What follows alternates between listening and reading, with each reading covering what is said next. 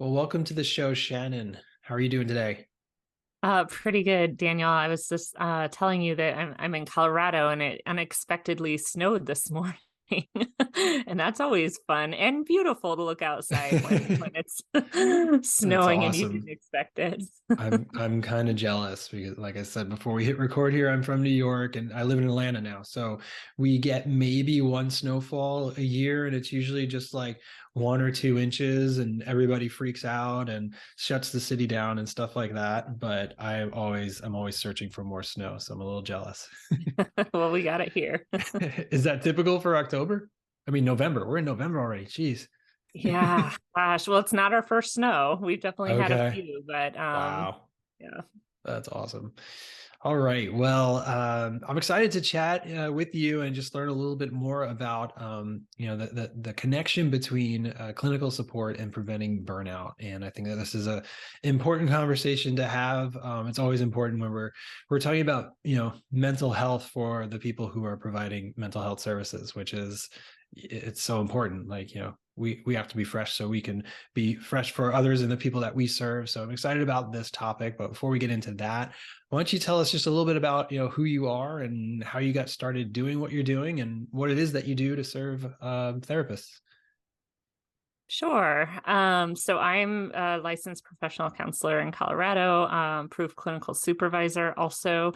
And I have been doing a combination of work in the mental health field for over 25 years, which really kind of dates me a little bit. um, but clinical supervision has also always been quite a passion of mine.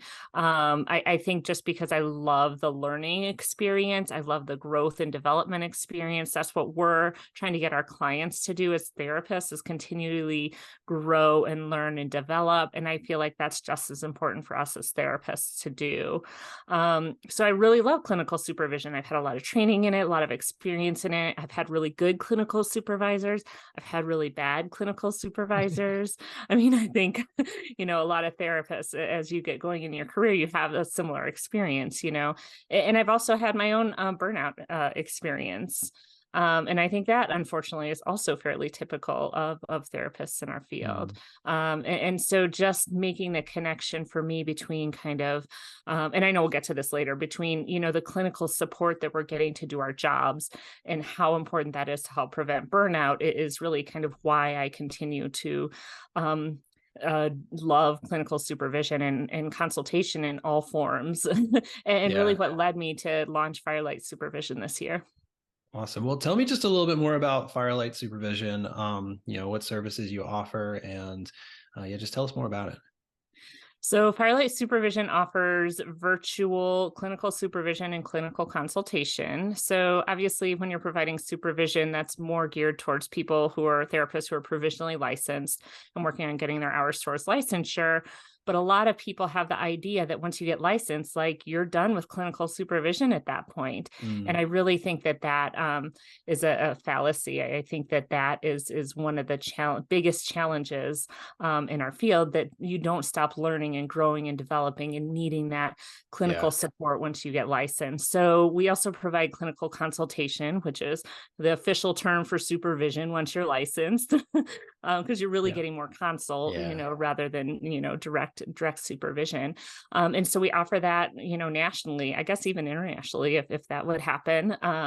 But we just launched, so thinking small. And we provide a variety of different groups and individual options for people looking for supervision in a couple different states that we're licensed in, and then consultation, kind of anywhere. We found in particular that there are a lot of therapists, especially those working in solo practice, like a lot of your listeners, who feel very isolated and alone. Yeah. They're not part of a team. So how can they find their community? Yeah. And I know a lot of people try to start peer consultation groups, but my experience in those is those tend to fizzle out a lot. There's just not the same commitment from everyone. And then you end up, person who Yeah. started it, you're doing all the work and no one's showing up and you're not getting Yeah. what you need out of the group. So we offer supervisor led clinical consultation groups Yeah. also, and we found those to be really, really useful and helpful for people. Yeah, that's awesome. I love it. I spent some time on your website today. Your website looks great. And yeah, as far as, from a design perspective, which is my world, I think it looks great and just love the services that you're offering. I think it's definitely it's so needed. And I know when my wife was getting licensed, just how important that supervision was for her. She kind of lucked out in that her clinical director also provided supervision, and it was good supervision. But I know for a lot of people it's really hard to find someone that you really connect with, and to really get all that you need out of supervision. And as we're going to talk about, it's so important to have that support. Exactly. And I think what a lot of us don't realize is we really do have a choice about who you work with for your clinical supervisor. You can reach out and find someone who matches your philosophy or the way you think about Yeah, clinical work, or has experience in the population you work in, or the specialization you have. And it's so important to have that really good, like you said, supervisory relationship, because that's where the learning happens. Just like when you're yeah, doing therapy with a client, the healing comes within that therapeutic relationship. The learning comes within that supervision relationship. yeah, absolutely. So let's get into our topic here. We're talking about burnout. So just from what I've seen on your website and through our our email exchanges, it sounds like burnout. This is a topic that you're passionate about. Why is that, and why how much of this do you see with the people that you supervise? Is it really prevalent for people in the mental health service field? Let's just start there. Yes. Those are a lot of questions. So Sorry. remind me if I miss any of them. No, that's okay. But they're really important, good Yeah, questions. So, yeah. but I tend to only be able to attend to one thing at a time. So I'll Okay. start with kind of why, why I'm really passionate about burnout prevention. I would venture to guess that most therapists have some sort of a burnout story. If you've been in the field long enough, you're going to have it. What I think is important is if you're able to bounce back from that burnout and um, change things so that you don't get burnt out again. And so that's kind of what Yeah. happened to me. My burnout story is I was working in community mental health. I had a fantastic clinical supervisor. She was so supportive, like pushed me a little bit, but it was just an amazing relationship. And then she moved jobs and I got assigned, as you do, a new supervisor, Hmm. agencies. And it was a complete 180 opposite, terrible experience for Oh, me. wow. And that is, I think, the key thing that led to my burnout. And I quit my community mental health center job that I thought was a career track, for me. Quit, took some time off, was able to slowly get back into the counseling field. But a lot of people aren't able to. Yeah. When they burn out, they're leaving the field and they're taking so much of their expertise and compassion and empathy with them. And they're not passing that on to kind of the younger generation. Yeah. And I think that's really sad, especially now, I would venture to say the last 3 years. I mean, therapy has just exploded. It's just so needed right now. Yeah. We as therapists need to take care of ourselves more than ever. We need to get the clinical support that we need on the cases that we're working with, refer out for cases that are beyond our scope of experience, or just those cases that drain us. And we need Hmm. someone who's more experienced and can work with us on making those decisions to do that. And that's, I think, what's going to sustain the younger generation in our field. Yeah, absolutely. Wow. As you just tell your story briefly, it's just, I can kind of feel like sort of the injustice part of my heart kind of like, kind of rise like, yeah, that sucks. You walked away from, providing a service to, so many people that you could have touched, and how many other people are doing that just because they're burnt out. And yeah, we don't, we definitely don't want that happening in this field for sure. So what are some of the things that, as you were heading towards burnout, that maybe as you look back now, like what were some of the signs that burnout was coming, and this was kind of getting harder and harder for you? hmm I think it's, a lot of us will probably recognize that something is off but we don't know exactly what. Could it be that things are challenging in our personal lives, or we're just tired because we're getting not enough sleep, or what's going on? But certainly stopping to do the things that you enjoy. Are you not doing your hobbies anymore? Are you not exercising? Are you having trouble sleeping? Are you dreading going to work every day? Or do you recognize that maybe you're burnt out a little bit and you're so far past the point of like caring anymore? And Mm. that's when it gets really scary, I think. And that's when I think burnout is inevitable. So we want to catch the burnout before it gets to the point where you stop caring, Yeah. where you really want to, okay, I want to do something about this. I want to change this. I want to have an impact again. That's the point where we want to catch burnout. And I want to say one other thing. The past 3 years have been so challenging on us as therapists. I mean, we've experienced, you've heard it over and over again. We're experiencing the pandemic and trying to help others who are experiencing it. Yeah. There's that double load. So I read a study that compared burnout statistics in the mental health field and counseling prior to the burnout. I think it said, maybe 20 to 40%, 20 to 50% of therapists were experiencing, some signs of burnout. And then Hmm. after the pandemic, that number went up to between 60 to 90%. I mean, that's Oh, just, wow. isn't it? Yeah. Yeah. And if you think anecdotally about all the stories of people you hear, oh, I'm so overwhelmed, like it's just constant, right? Yeah, for Yeah. sure. Yeah. And I think like, and just thinking about like me and my life. So I'm not a therapist. My wife is, and I see the work that she does, but also just know, we're also parents too. And there's the pandemic, there's parenting, there's in our country, the political world, and like just so much stuff going on that's being thrown at us constantly. And it's so important to, back to what you said about, that point where you stop caring. It's so important to care and try to find a way to just take a step back and take a breather.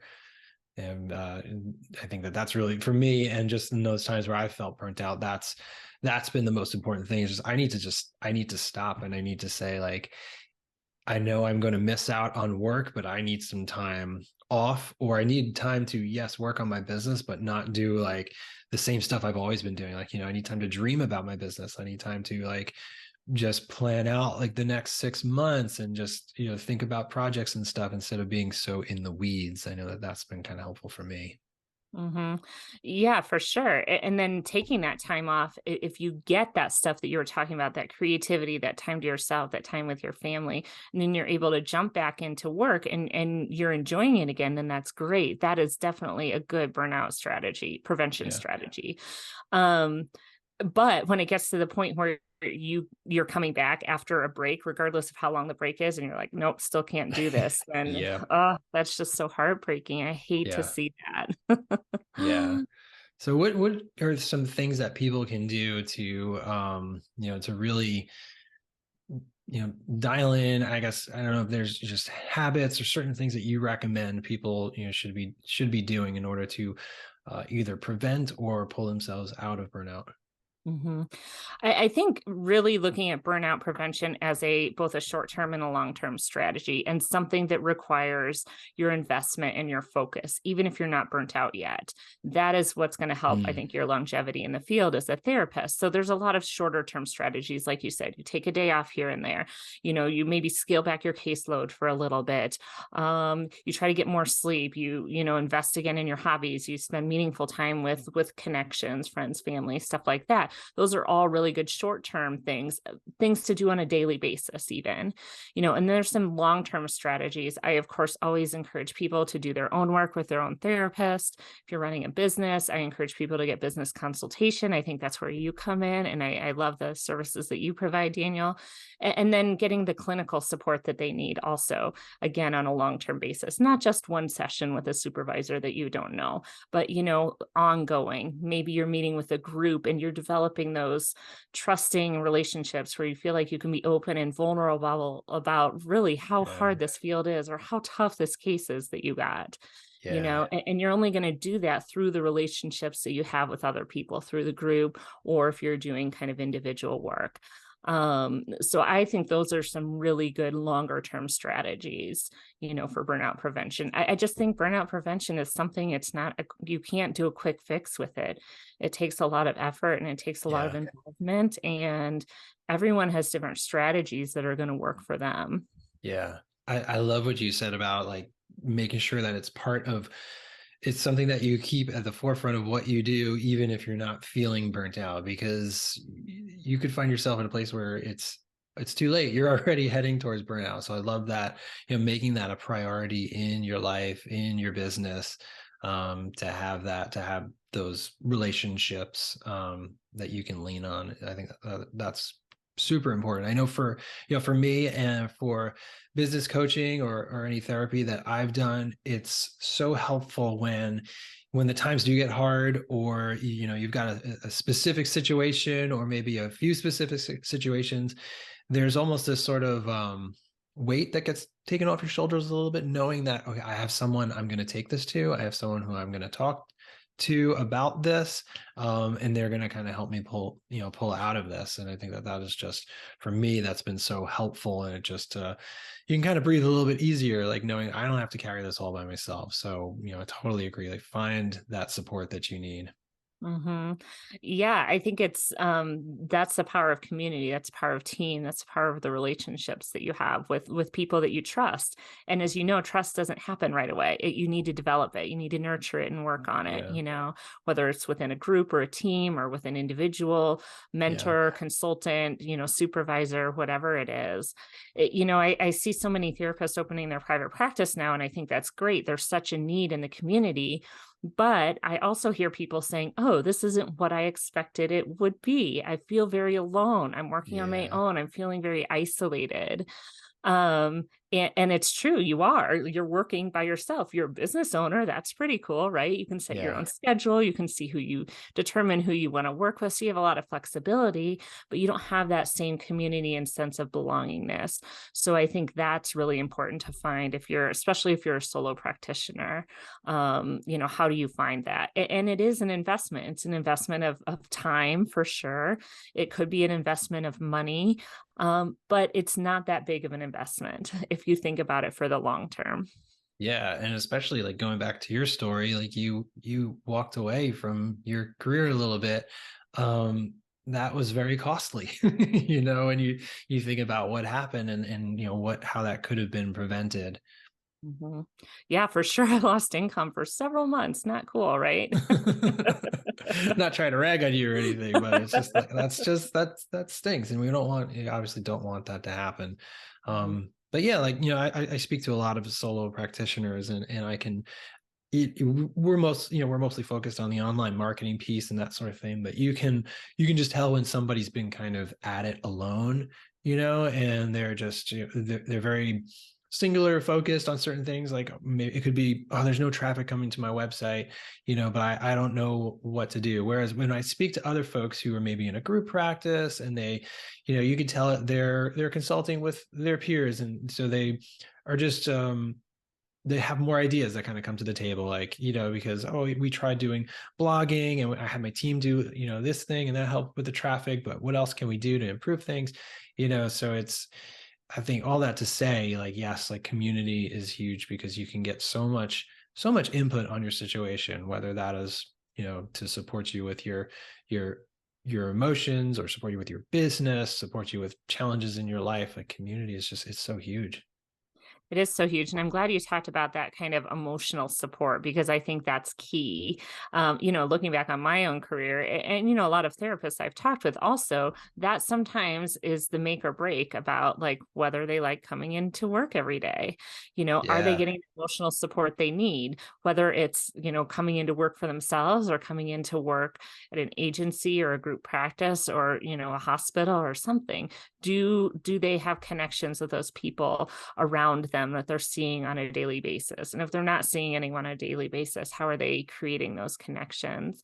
I think it also makes sense to have a community, or a group that you're working with, in terms of like it can help you set some of those boundaries that are challenging to set for solo practitioners, Mm. especially when you're starting out your practice. You're like, I will take literally anyone who walks through the Right. door, right? You're just trying to get Yeah. going. But in the long term, that is not good for you because you're working with people you don't feel confident in working with. And that's going to cause more stress. Confident, you don't have the expertise to work with them. That's just going to Mm, cause even more stress. And yeah. that's, going to fast track you more towards burnout. I know that I feel the most stress when I'm working with clients who are outside my expertise area. I'm not a trauma therapist. So when I have a trauma client coming to me, I'm really great about referring out in a very caring way. Like, I have a Yeah. therapist who can really work with you really well, much better than I can in this area. Yeah.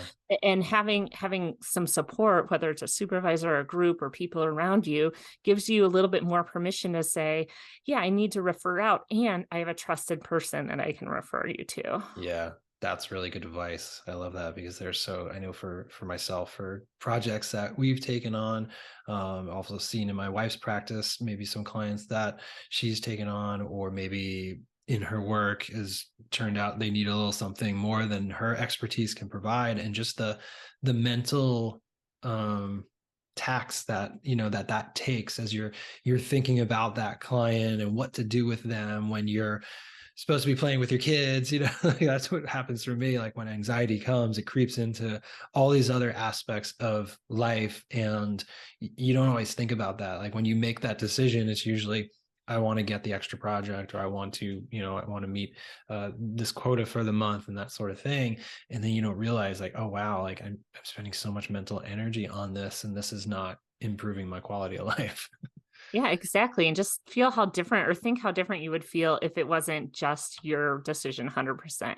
If you had Yeah. someone you trusted to kind of say, hey, here's the situation. What do you think? And exploring not just what they think, but like how you feel about it. Yeah. What is that bringing up for you? For a lot of people, especially in the beginning of your career, it's really hard to refer out. It's really hard to delegate. Mhm. You want to do it all yourself. You have the competent. Yeah. You just it's really hard to do some of those things. And working through a lot of that stuff, I think, is just so valuable. And once you're doing that work yourself, you're going to be able to provide much better care to your clients, and therefore your business is going to grow more. It's Yeah. kind of a trickle down effect. Yeah, absolutely. Everything is so connected. It is. It is. Yeah. Well, is there anything else that you want to, share with us just about burnout prevention? I guess I would just leave everyone with saying that I think it's just really important to think about. And even if you're not there yet, making yourself a burnout prevention plan. Mm, What does that look like? What are you doing daily? What are you doing maybe once a month? What are you doing maybe once a year? Um, I think there are a ton of different things you could put on a list. Everyone's list is going to be very individualized. But really thinking about some of the shorter term investments that you can make for long-term success. yeah, absolutely. And that's a great segue into the free PDF that you are sharing with the audience, which is a burnout prevention checklist. So Shannon has organized those things on there. So things that you can do, daily or each week, each month, and just things that you should focus on more long term. So I love the sort of the simplicity of having that plan. And yeah, thank you for bringing us back around to just think about it now, especially if you're in a place where things are, rocking and rolling, things are smooth. You want to make sure that you are doing these things to make sure that your life has balance and you're not heading towards prevention. And also, if you feel like you are on the brink of burnout or there right now, then there's some great ideas on that are going to help people.